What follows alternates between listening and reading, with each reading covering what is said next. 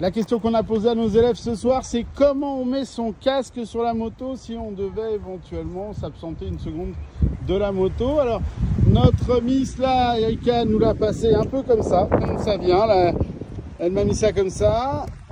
Ismaël, lui, il a fait à peu près la même chose. Hein. Il l'a mis sur le rétro, bon, admettons.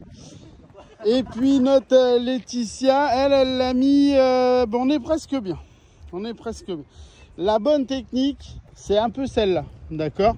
Là, le risque, c'est que si on touche votre guidon, en fonction du poids du casque, et si c'est un modulable ou pas, il sort de son emplacement, il tombe. Là, on n'est pas loin, un peu comme Laetitia, on n'est pas loin, mais on n'est encore pas à l'intérieur, donc il y a encore un risque. L'idée, en fait, c'est ce que... Elle se rappelle ce que je l'avais embêté. L'idée, hein, c'est qu'on passe le casque à l'intérieur du rétro. Là, on ferme un peu si on veut. Et là, on est sûr, le casque, il tombera pas. D'accord? Après, si vous avez un petit sac et que vous pouvez l'emmener avec vous, c'est le mieux. Évitez de le mettre par terre parce que les chiens adorent l'odeur des cheveux et ils marquent leur territoire facilement, si vous voyez ce que je veux dire. D'accord? Il y en a certaines hein, qui, sur certaines motos, on peut les poser sur les côtés là.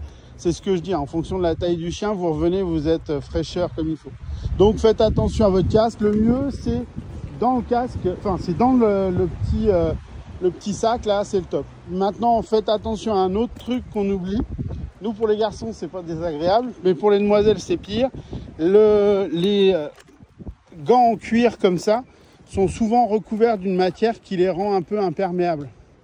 Et on fait tous la même chose avec nos gants, on tripote des trucs sur la moto, c'est un peu gras. Hop, on le fourre dans le casque, puis après on se dit tiens, t'as vu, regarde, j'ai du pento en même temps sur les cheveux, c'est génial, c'est magnifique. Donc faites attention à ça, hein, c'est pas fait pour. Normalement, on met d'abord les gants dans le fond du sac du casque et on met le casque par-dessus. Mais on a tous vu et pris un peu l'habitude de mettre les gants dans le casque. C'est pas prévu pour. Faites attention par contre à votre visière. Allez pas me coller les gants sur la visière et puis que ça frotte. D'accord? Faites-le intelligemment au fond du casque. Et si je suis amené à le poser par terre quelques secondes, je peux poser les gants à plat et poser le casque par-dessus si j'ai peur de la poussière. Ok? Mais un casque, voilà, c'est personnel, ça ne se prête pas. Vous pouvez en plus, vous avez vu maintenant, il y a des technologies avec de la lumière, du son, de la vidéo, des intercoms de toute beauté qui émettent à plusieurs kilomètres. Voilà, faites attention, ça devient un vrai outil de sécurité actif. Hein, donc il faut préserver. Un casque, c'est valable 5 ans, d'accord? Alors c'est vrai que des fois, il y en a qui pensent que si je le garde, si je l'achète très cher, je peux le garder plus longtemps. Le fait de mettre beaucoup d'argent dans son casque, c'est souvent qu'on a de l'absence de poids. On va utiliser des matériaux composites, du carbone, des trucs un peu comme ça. Donc on aura un casque très léger, un casque très silencieux, essayez en soufflerie, d'accord?